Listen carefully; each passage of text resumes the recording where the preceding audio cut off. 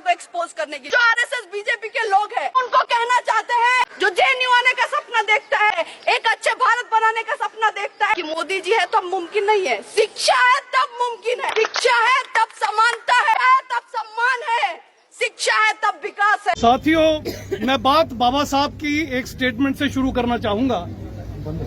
जब बाबा साहब SC/ST की लड़ाई लड़ रहे थे, अंग्रेजों की हुकूमत थी, तो ये तथाकथित ऊंची जाति के लोग बाबा साहब को देशद्रोही कहते थे, एंटी नेशनल कहते थे।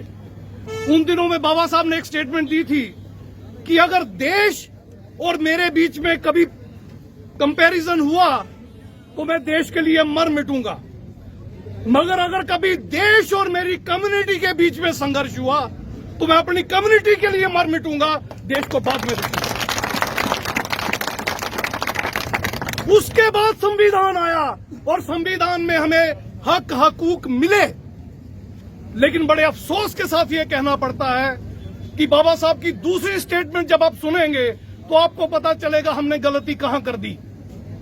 बाबा साहब ने कहा था संविधान कितना भी बढ़िया क्यों ना हो, मगर चलाक मक्कार और देशद्रोहियों के हाथ में लगेगा, अगर वो देश के ऊपर राज करेंगे तो संविधान सबसे बुरा साबित होगा।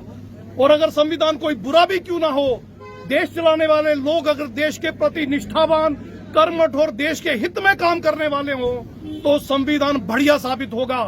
एग्जाम्पल इंग्लैंड की देता हूं, वहां रिटन कॉन्स्टिट्यूशन नहीं है और दुनिया की बेस्ट डेमोक्रेसी है, क्योंकि वहां के रूलर अपनी कौम के लिए काम करते हैं या रिजाइन करके घर चले जाते हैं, देश को बर्बाद नहीं करते।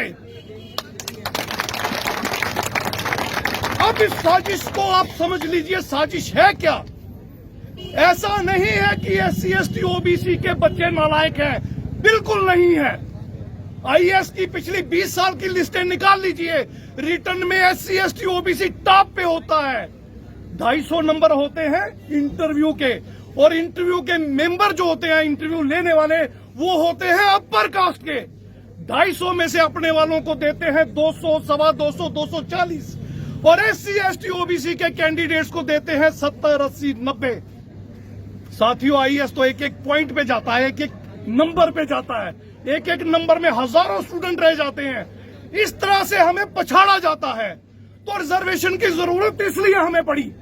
रिजर्वेशन में वो बाहर हो जाते हैं तो कंपटीशन हमारे बीच में हो जाता है। कम से कम जो भी निकलता है हमारे घर से निकलता है, ये हिस्सेदारी हमें मिलती है। अब साजिश क्या रची है GD शर्मा साहब ने, रिटायर्ड जस्टिस GD शर्मा साहब, जो RSS के इशारे पे, भाजपा के इशारे पे, हिंदुत्ववादी संगठनों के इशारे पे, बैकवर्ड क्लासेस कमीशन की से रिपोर्ट पे काम कर रहे थे, जिनको शायद अपना बेटा हाईकोर्ट जज बनवाना है कि उनकी क्या इंटरेस्ट है। उनकी साजिश को समझिए। अब वो SC/ST OBC तीनों वर्गों में अपर कास्ट को घुसेड़ रहे हैं। अब क्या होगा? अब जब लिस्ट बनेगी, जनरल वाली सीटें भी वो ले जाएंगे। SC/ST OBC की सीटों में अभी जो मैंने आपको बताया, रिटर्न में आप जितने नंबर मर्जी ले जाइए, इंटरव्यू में आपको दूध में से बाल की तरह उखाड़ कर बाहर फेंक दिया जाएगा। और सारी सीटें किसको मिलेंगी? 3, 4, 5 या 6%, 6% अपर का 100 कार्ड लोगों के बच्चों को मिलेंगी। और हमें क्या मिलेगा? हमें क्या मिलेगा? मैं याद दिलाना चाहता हूं, जब 5 अक्टूबर को जहां पर 19 में 370 और 35 वाला मसला हुआ, आपको पता है 6 महीने तक अखबारों के पूरे पेज पे क्या होता था? OBC के लिए बड़े बड़े वादे, SC के लिए बड़े बड़े वादे, ST के लिए बड़े बड़े वादे। और हम आप सब लोगों को आगाह कर रहे थे, लगातार प्रेस कॉन्फ्रेंसेस कर रहे थे, लगातार एहतजाज कर रहे थे, हम सबको चेता रहे थे, ये आपको धोखा देंगे, ये छलेंगे आपको, आपकी आने वाली नस्लों को बर्बाद करेंगे। आप देख लीजिए, OBC को 2% मिलता था, वो भी नहीं मिल रहा, उसमें भी इन्होंने अपर कास्ट घुसेड़ दिया। अब कुछ नहीं मिलेगा OBC को। SC में भी इन्होंने कुछ ऐसी जातियों को इंक्लूड करने का फैसला किया है जो डिजर्व नहीं करती, और इसी तरह से पहाड़ी स्पीकिंग को ST में डालकर आपके हक पे डाका डालने का काम किया जा रहा है। अगर ये हो गया तो नोट कर लीजिएगा, 2023 के बाद जितनी पोस्टें ST की निकलेंगी जम्मू कश्मीर में, आपका एक आधा बच्चा आ गया तो मुझे पता नहीं, एक भी बच्चा आपका अब सीट नहीं निकाल पाएगा, याद रखिएगा। ऐसा नहीं आप नालायक है, मैंने बता दिया आपको। उनका षड्यंत्र है, क्योंकि सिलेक्शन कमेटियां उनके हाथ में है, इंटरव्यू उनके हाथ में है, लिस्ट वो निकालेंगे। आप जो करेंगे उसका फल आपको नहीं मिलेगा। तो ज्यादा वक्त मैं नहीं लूंगा, इस साजिश को घर घर जाके समझाइए। हम उनकी लड़ाई लड़ रहे हैं जिनको अभी समझ भी नहीं आई, जिनको अभी ये बात पता भी नहीं चली आरक्षण होता क्या है।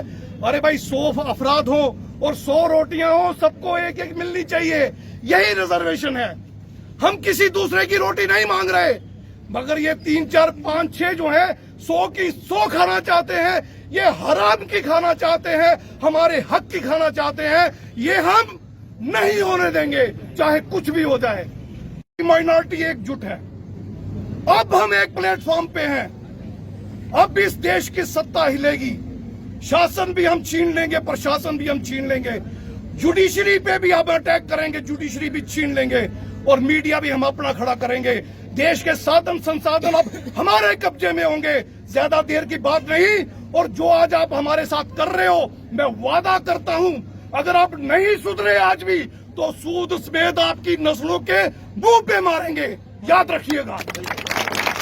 काम करते रहे, हमारे ऊपर ये सारी पॉलिसी लाते रहे, उसी तरह मोदी जी भी अपना कैंपेन करते रहे, और उसी दौर में 5 हवाई अड्डों को बेच दिया, और ये हमारा एजुकेशन बेच रहा है। ऐसे दौर में जब इलेक्शन हो रहा है, तो इन लोगों को एक्सपोज करने की जरूरत है। ये जो आरएसएस बीजेपी के लोग हैं, हमें जो नेशनल एंटी नेशनल का डिबेट सिखा रहे हैं, हमें नेशनल बनने की बात बता रहे हैं, हम उनको कहना चाहते हैं कि हमारे जैसा लोग, हर एक इंसान हर एक घर में होता है, जो जेएनयू आने का सपना देखता है, जो पढ़ने का सपना देखता है, एक अच्छे भारत बनाने का सपना देखता है। उनको ये बताना चाहेंगे कि मोदी जी है तो मुमकिन नहीं है, शिक्षा है तब मुमकिन है।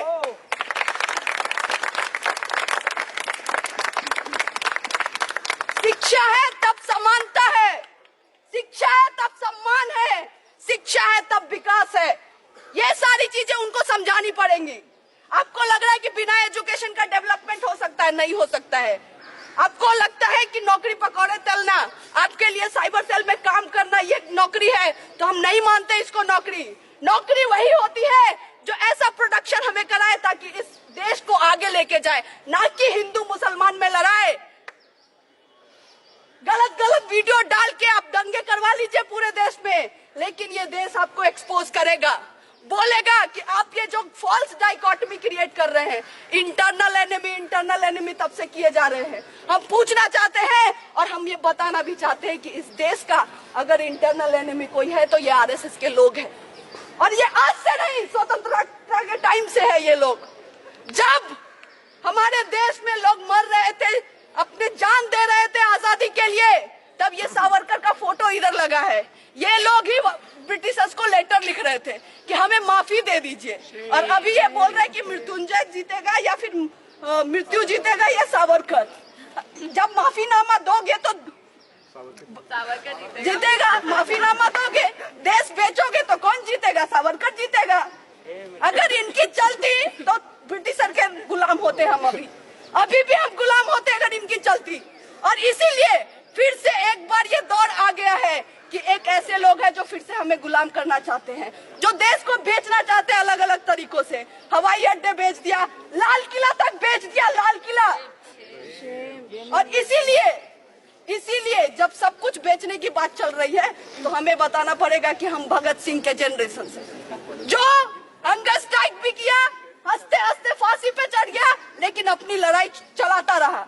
ये बोलता रहा कि अगर इंडिया होगा तो एक ऐसा इंडिया होगा जिसमें सबको समानता होगी, सब शिक्षा ले सकता है, सब हेल्थ ले सकता है, और इस तरह के भारत की सपना हम देखते हैं। और इसीलिए आज हम जनरेशन पे एक बहुत बड़ा हमारे ऊपर एक जिम्मेदारी है कि हम सब मिलके इस मुद्दे को आगे लेके जाए और इनको बोले कि आप चाहते हैं एंटी नेशनल नेशनल का डिबेट करना, हम इन सारी चीजों पे डिबेट करना चाहते हैं। हम पूछना चाहते हैं कि हमारी नौकरी कहाँ है, आप बताइए, हमारा एजुकेशन कहाँ है, आपने कितने हॉस्पिटल्स खोले हैं, कितने नए यूनिवर्सिटीज खोले, ये सारी चीजें आप बताइए, वरना आपको ये देश का जनता उखाड़ फेंकेगा। ये हम उनको बताना चाहते हैं। और इसी के साथ ये बोलते हुए यहाँ पे इस वाइस चांसलर का पुतला हम दहन करेंगे, उसको जलाएंगे, क्योंकि वो रिप्रेजेंट करता है इस कैंपस में उस सोच को। और उसके साथ साथ इस जो आंदोलन को यहाँ से जो आग जलेगी उसको हम आगे लेके जाएंगे। ये इंश्योर करेंगे कि पूरे देश में ये बात होनी चाहिए कि क्या चल रहा है जेएनयू में। कैसे एक तरफ आप ईडब्ल्यूएस कर रहे हैं और कैसे दूसरी तरफ लोगों का एक्सक्लूजन कर रहे हैं। किस तरह से सीट नहीं आ रही है एमफिल पीएचडी में, लोगों को रिसर्च करने ही नहीं देना है। एक सेंटर है एक्सक्लूजन का, उसमें एसटी का सीट नहीं है। इससे बड़ा एक्सक्लूजन क्या होगा। आप डेप्रीवेशन पॉइंट्स, जिसके लिए जेएनयू जाना जाता है, वहां पे डेप्रीवेशन पॉइंट्स खत्म कर रहे हैं। बीए लैटरल एंट्री, जिसमें बीए फर्स्ट ईयर में इंग्लिश में पूछते हैं, जो नहीं आ पाते हैं वो बीए सेकेंड ईयर में देते हैं, उनको वो बंद कर रहे हैं। और तब कर रहे हैं जब पूरा एसएल बोल रहा है कि हमें बीए लैटरल एंट्री का एग्जाम चाहिए। ऐसे दौर में जब ये सारी चीजें कर रहे हैं तो हमें ये समझना पड़ेगा कि हमारा जो एनिमी है उसको अब उखाड़ फेंकना है।